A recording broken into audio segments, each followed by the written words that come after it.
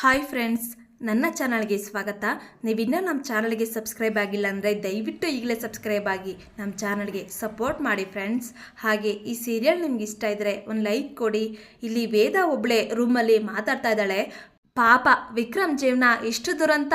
ಮಗ ಬಂದಿದ ತಕ್ಷಣ ತಬ್ಕೊಂಡು ಮುದ್ದಾಡೋ ಬದಲು ರೌಡಿ ರೌಡಿ ಅಂತ ದೂಷಿಸ್ತಾರೆ. ಇನ್ನು ಅವನ ತಂದೆ ಭೂಗತ ಲೋಕಕ್ಕೆ ಅವನನ್ನು ನೂಕಿ ರೌಡಿ ಮಾಡಿದ್ದಾರೆ. ಯಾರಾದರೂ ತಂದೆ ಈ ರೀತಿ ಮಾಡ್ತಾರಾ? ಇಲ್ಲ, ಇದರಿಂದ ನಮ್ಮ ಮಾವನ ಸ್ವಾರ್ಥ ಏನೋ ಇದೆ. ಅದೇನು ಅಂತ ನಾನು ಕಂಡುಹಿಡಿಬೇಕು. ಅದು ಸರಿ, ಶಕುಂತಲ ಅಮ್ಮ ಯಾಕೆ ಮಕ್ಕಳನ್ನ ಬಿಟ್ಟು ಹೊರಗಡೆ ಹೋದ್ರು? ಇಲ್ಲ, ಇವರು ಏನೋ ಮಾಡಿ ಇವರನ್ನ ಈಚೆ ಹಾಕ್ಬಿಟ್ಟಿರ್ತಾರೆ. ಈಗ ವೇದ ಶಕುಂತಲ ಅವ್ರು ಹೇಳಿದ್ದನ್ನ ನೆನೆಸ್ಕೊತಾರೆ. ನನ್ನ ಗಂಡಂಗೆ ನನಗಿನ್ನ ಆ ರೌಡಿಸಮ್ಮೇ ಹೆಚ್ಚಾಗಿತ್ತು. ನಿನ್ನೇನು ಬೇಕಾದರೂ ಬಿಡ್ತೀನಿ, ಆದರೆ ಆ ರೌಡಿಸಮ್ನ ಬಿಡಲ್ಲ ಅಂತ ಹೇಳಿದ್ದ.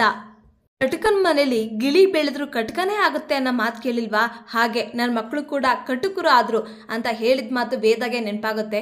ಹೌದು ಹೌದು, ಮಾವನೇ ಶಕುಂತಲ ಅಮ್ಮನ್ನ ಮನೆಯಿಂದ ಈಚೆ ಹಾಕಿರ್ತಾರೆ. ಅದು ಸರಿ, ವಿಕ್ರಮ್ ಯಾಕೆ ಶಕುಂತಲ ಅಮ್ಮ ಅವ್ರ ಹತ್ರ ಹೋಗಿ ನೀವೇ ನಮ್ಮಮ್ಮ ಅಂತ ಹೇಳ್ತಾ ಇಲ್ಲ? ವಿಕ್ರಮ್ಗೆ ಅಮ್ಮನ ಮೇಲೆ ಎಷ್ಟು ಪ್ರೀತಿ ಇದೆಯೋ ಅಷ್ಟೇ ಕೋಪ ಇದೆ. ಹೇಗಾದರೂ ಮಾಡಿ ಅಮ್ಮ ಮಗನ ಒಂದು ಮಾಡಬೇಕು ಅಂತ ವೇದ ಒಬ್ಬಳೆ ಮಾತಾಡ್ಕೊತಾಳೆ. ಈ ಮನೆಯಲ್ಲಿ ವಿಕ್ರಮ್ ಕುಡ್ಕೊಂಬಂದಿರ್ತಾನೆ.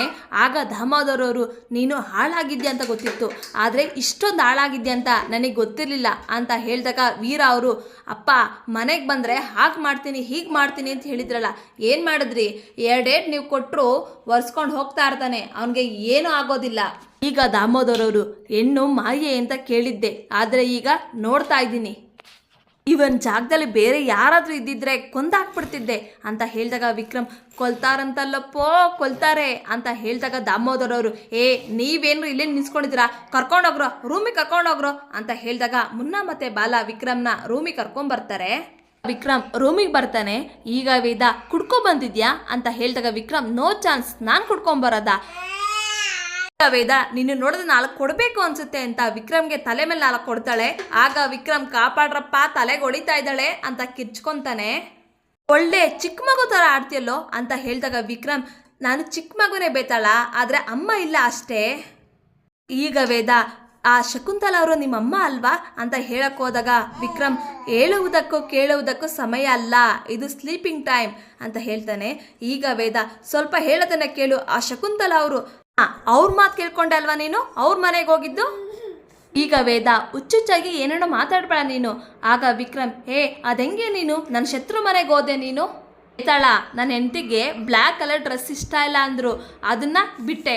ಡ್ರಿಂಕ್ಸ್ ಇಷ್ಟ ಇಲ್ಲ ಅಂದು, ಡ್ರಿಂಕ್ಸ್ನ ಬಿಟ್ಟೆ. ರೌಡಿಸಮ್ ಇಷ್ಟ ಇಲ್ಲ ಅಂದು, ರೌಡಿಸಮು ಬಿಟ್ಟೆ. ನನ್ನ ಹೆಂಡತಿ ನನ್ನ ಶತ್ರು ಮನೆಗೆ ಹೋಗೋದಲ್ಲ, ಆ ಫೀಲಿಂಗ್ಗೆ ಕುಡ್ಕೊಂಬಂದೆ. ಆದರೆ ನನ್ನ ಹೆಂಡತಿ ನನ್ನೇ ಬಿಟ್ಟೋಗ್ಬಿಟ್ಲು ಬೇತಾಳ ಅಂತ ವಿಕ್ರಮ್ ಹೇಳ್ತಾನೆ. ಇಲ್ಲಿಗೆ ಸಂಚಿಕೆ ಮುಕ್ತಾಯಗೊಳ್ಳುತ್ತೆ. ದಯವಿಟ್ಟು ನಿಮ್ಮ ಅನಿಸಿಕೆಗಳನ್ನು ಕಮೆಂಟ್ ಮಾಡಿ. Thank you.